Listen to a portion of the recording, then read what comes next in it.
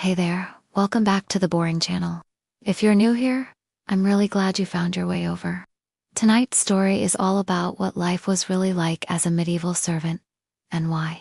If we're being honest, you probably wouldn't last a single day.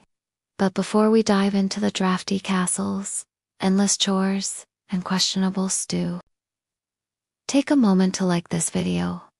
It helps more than you'd think. And if you enjoy falling asleep to history, consider subscribing for more slow, sleepy content every week. Leave a comment too. Tell me what brought you here, and where you're listening from. Alright, let's go back in time. Let's set the scene. It's sometime around the 1300s. You've just been sent, or more likely, sold into service at a manor. You're not a noble. You're not even a free person, really. You belong to the household, like a broom with legs. You wake up before the sun does, on a thin pile of hay that smells vaguely of cabbage and wet stone. You're not in your own room, because servants don't have those. You share a cold, damp corner of the great hall with two other people, and a goat that technically dose and tea belong inside. The first sound you hear is a bell. Not a fancy bell. A rusty iron clangor, someone hung by the kitchens. It means, get up. Now. Your first task? Fire. The hearth in the great hall has to be lit before anyone else wakes up, especially the master. And it's your job to light it. Which sounds easy, until you remember there's no matches, no lighter, and the wood is damp from last night's storm.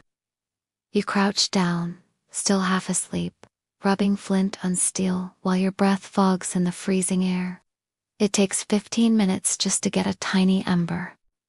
And then another 5 to not burn off your eyebrows, while trying to nurse it into flame.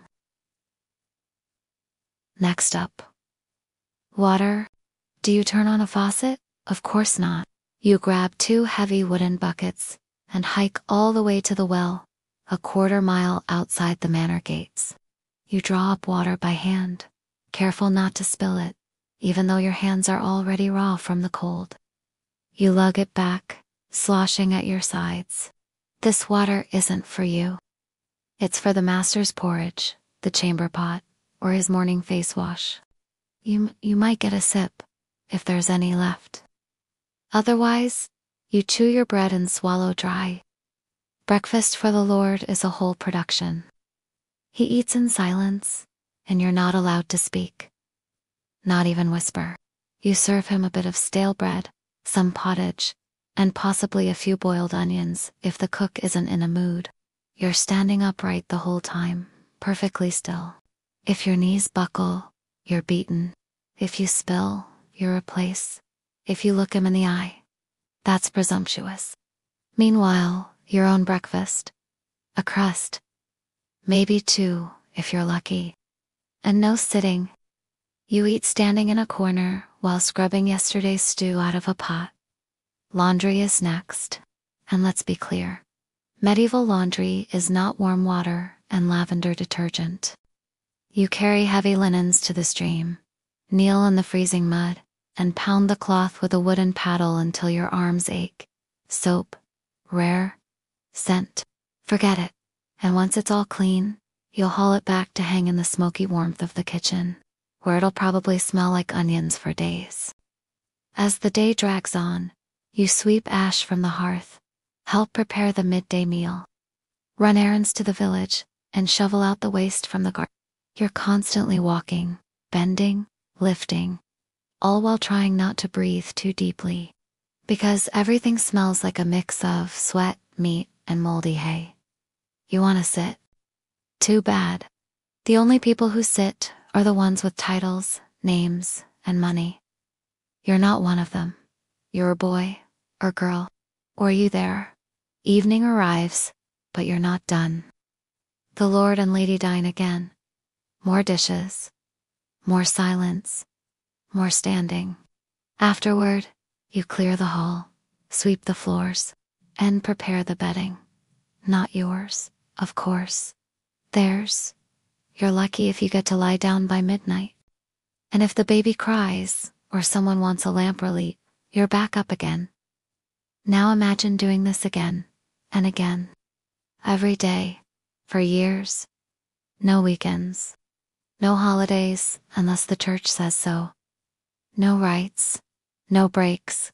Just back-breaking work in service to people who barely notice you're alive. And here's the kicker. This was a good position. Being a servant in a noble house meant you were lucky. You weren't starving on the street.